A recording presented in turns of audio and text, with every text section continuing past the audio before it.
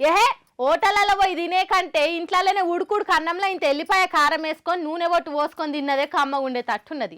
అరే chicken biryani mutton బిర్యానీలని పైసలు పెట్టి తిందామని హోటళ్ళల్లో రెస్టారెంట్లలోకి పోతే ఏం కథలు అవుతున్నాయో చూడుర్రి.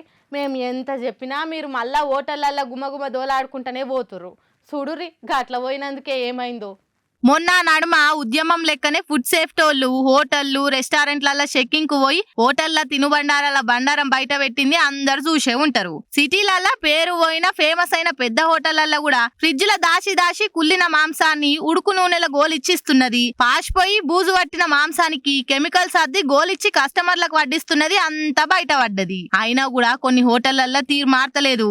ఉమేష్ అనేట ఆయన అలా దోస్తులతోటి కలిసి హైదరాబాద్ పంజగుట్ట కాడున ఓ పేరువైన హోటళ్లకు బిర్యానీ తిందామని పోయిందట. బిల్లు 4400 అయింది. అయితే బిర్యానీ తింటుంటే కొసక్కు బొద్దింకగా అనిపించిందట. గదేనుల్లా జెల్ల పురుగు. ఇంతసేపు తిన్న బిర్యానీలా జెల్ల పురుగుందా యాక్ అనుకోని ఇంత హోటళ్ళతోటి గిదేంది అని అడిగిరట. ఇక హోటళ్ళోళ్ళు కూడా ఏం చేసుకుంటారో చేసుకోపోర్రి అన్నట్టే రువాబు మాట్లాడిరట. హోటళ్ళోళ్ళ తీరు మీద కస్టమర్లు గరమైనరు. పైసలు పెట్టి తింటున్న ఫుడ్ మంచిగా ఉండాలనే కోరుకుంటాం. అసొంటిది గిళ్లకు పట్టింపులు ఏం లేనట్టున్నాయి. ఫుడ్ సేఫ్టీ ఆఫీసర్లు ఓసారి గిల్ల సంగతి చూడుర్రని ఆన్లైన్ లో కంప్లైంట్ చేసిండ్రు. ఇంతకు ముందు ఇదే హోటల్లో ఓసారి ఎక్స్ట్రా రైతా అడిగినందుకు ఓ కస్టమర్ జీవే తీసిండ్రు. ఇప్పుడు బొద్దింకొచ్చినందుకు ఏడ బొండిగా విసుకుతారో అని సైలెంట్ గా వచ్చిర్రట. అత్తది కొన్నేండ్లు కోడలిది కొన్నేండ్లు అంటుంటారు కదా, గట్లనే అయిందట రోజక్క హాలత్ కూడా. అధికారంలో ఉన్నన్ని రోజులు అక్క ఆవేశం మామూలుగా ఉన్నదా? బాబు సార్ను పచ్చపాటిని చూస్తే గజం పొడుగు ఎగిరేది.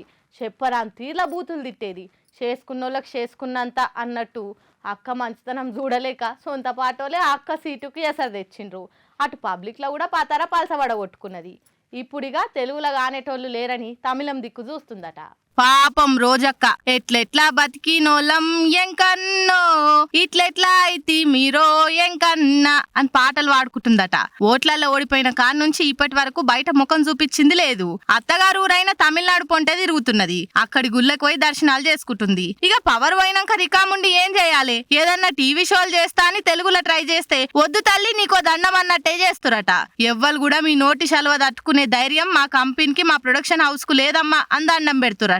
ఇక చేసేదేం లేక తెలుగులో కాకుంటే మా అత్తగారి ఇల్లైన తమిళనాడు లేదా అని ఆడ కూడా ట్రై చేస్తుందట. తమిళ్ లేదన్నా ఒక్క టీవీ షోల ఛాన్స్ వస్తే ఈ 5 ఏళ్లు కృష్ణరామ అనుకుంటాను, లేకుంటే బతుకు బజ్జీల బండాసొంటి ప్రోగ్రామ్ అయితే ఏందిరా అని అమాయకులను బెదిరించి కాలం ఎల్లదీయొచ్చునన్నట్టే చూస్తుందట. అయినా కూడా అక్క మహిమల గురించి తెలిసిన వాళ్ళు ఎవ్వరు కూడా దగ్గరికి రానిస్తలేరని అంటుర్రు. అతి సర్వత్రా వర్జయోత్ అన్నట్టు అధికారంలో ఉన్నప్పుడు కన్ను మిన్ను గానకుట్ట పనుల వల్లనే ఇవాళ అందరు చీకొట్టే కాడికొచ్చిందని అంటుర్రు. మరి రోజక్క దగ్గరోళ్ళేమో ఆ మాసొంటిది కాదని కితాబిస్తుర్రు. పొలిటికల్ గా తిట్టుంటది కావచ్చు గాని మనిషి మంచామే అని అంటుర్రు. ఏది ఎట్లున్నా రోజక్క నెక్స్ట్ స్టెప్ ఏందన్నది టాక్ ఆఫ్ ద ఇండస్ట్రీ అయింది ఇప్పుడు.